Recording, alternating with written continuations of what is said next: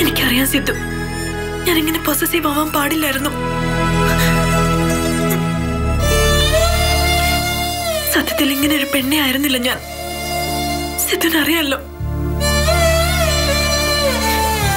ഒരാളെ കൊന്നിട്ടാ വന്നെന്ന് പറഞ്ഞപ്പോഴും ആ സിറ്റുവേഷൻ മനസ്സിലാക്കി എന്റെ മുറിയിൽ സിദ്ധുവിനെ ഒളിപ്പിക്കാൻ ധൈര്യം കാണിച്ചതാ ഞാൻ. ആപത്ത സമയത്ത് ആർക്ക് വേണ്ടി ഓടിയെത്തുന്ന മനസ്സായിരുന്നു എന്റെ. കല്യാണം കഴിഞ്ഞപ്പോ വല്ലാതെ ഭർത്താവിലേക്ക് ഒതുങ്ങിപ്പോയി ഞാൻ. Sorry, extremely sorry. സാരമില്ലടാ, ഒരു വലിയ വഴക്കുണ്ടാവേണ്ട കാര്യങ്ങളല്ലേ നമ്മളിപ്പോ സ്നേഹത്തോടെ പറഞ്ഞു തീർത്തത്. ഇത്രയേ ഉള്ളൂ, ഇത്രക്കേ ഉള്ളൂ ജീവിതം. എനിക്കറിയാം, ഞാനത് മനസ്സിലാക്കുന്നുണ്ട്. അത് വ്യക്തിത്വം. ഒരിക്കലും ഭാര്യയുടെ പ്രയാസങ്ങൾ മനസ്സിലാക്കില്ല എന്ന് വാശി പിടിക്കുന്ന ഭർത്താക്കന്മാരും ഉണ്ട്. അത് സിദ്ധാർത്ഥൻ അറിയാമോ? ഞാൻ പോയിട്ട് വരാം.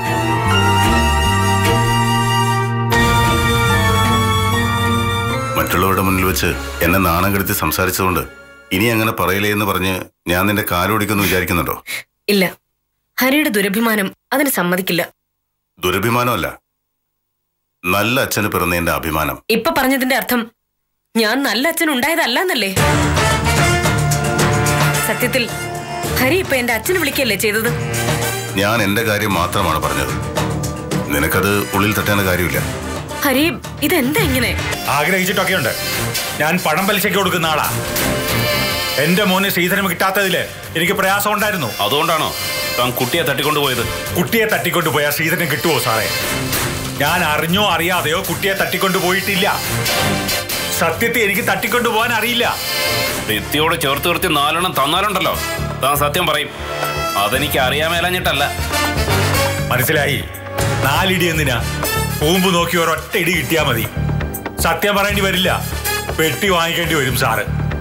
അതുകൊണ്ട് ഇടിക്കാൻ ഉദ്ദേശം ഉണ്ടെങ്കിൽ ഒരു വാക്ക് സാർ എന്നോട് പറഞ്ഞാൽ മതി. വേൾഡ് ട്രേഡ് സെന്ററിലെ വിമാനം ഇടിച്ച് കയറ്റിയത് ഞാനാണെന്ന് അങ്ങ് സമ്മതിക്കാം. വേണു, ഇനി എന്ത് ചെയ്യും അർജുന? ആ കുട്ടിയുടെ കാര്യത്തിൽ നീ ഇത്ര സീരിയസ് ആയിരുന്നു എന്ന് ചോദിച്ചാൽ എനിക്കറിയില്ല. വെറുപ്പായിരുന്നു, പക്ഷെ അതിപ്പോ ഇല്ല. എന്ന് വെച്ചാ സ്നേഹിച്ചു തുടങ്ങിയെന്നല്ലേ? ആയിരിക്കാം. അവൾക്കിനി എന്ത് സംഭവിക്കും അർജുന? നമ്മളോടുള്ള ദേഷ്യത്തിന് ഹരിസ്വാമി അവളെ കൊന്നുകളയോ അർജുന? ഏയ്, അങ്ങനെ ഏതെങ്കിലും സ്ഥലങ്ങളാവാനും മതി. സർ, എങ്കിൽ നമുക്ക് കാര്യങ്ങൾ മീഡിയയിൽ അറിയിക്കണം.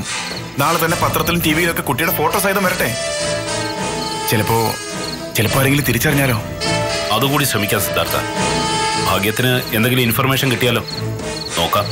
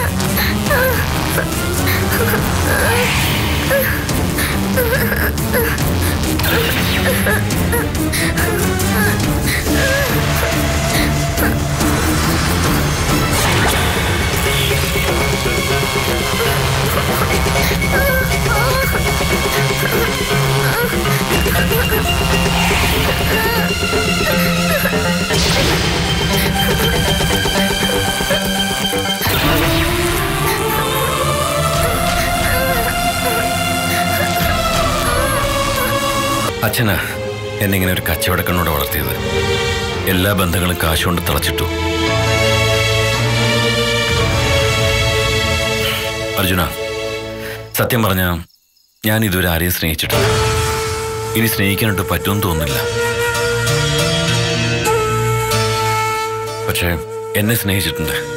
അമ്മ, അംബിക, കുട്ടി, അങ്ങനെ ഒരുപാട് പേര്. നേരെ തിരിച്ച എന്റെ അനുഭവം. ഞാൻ എല്ലാവരെയും സ്നേഹിച്ചു. എന്റെ ചേച്ചി ഒഴിച്ച് ബാക്കി ആരും എന്നെ സ്നേഹിച്ചിട്ടില്ല. മൈന എനിക്ക് എന്റെ ജീവനായിരുന്നു.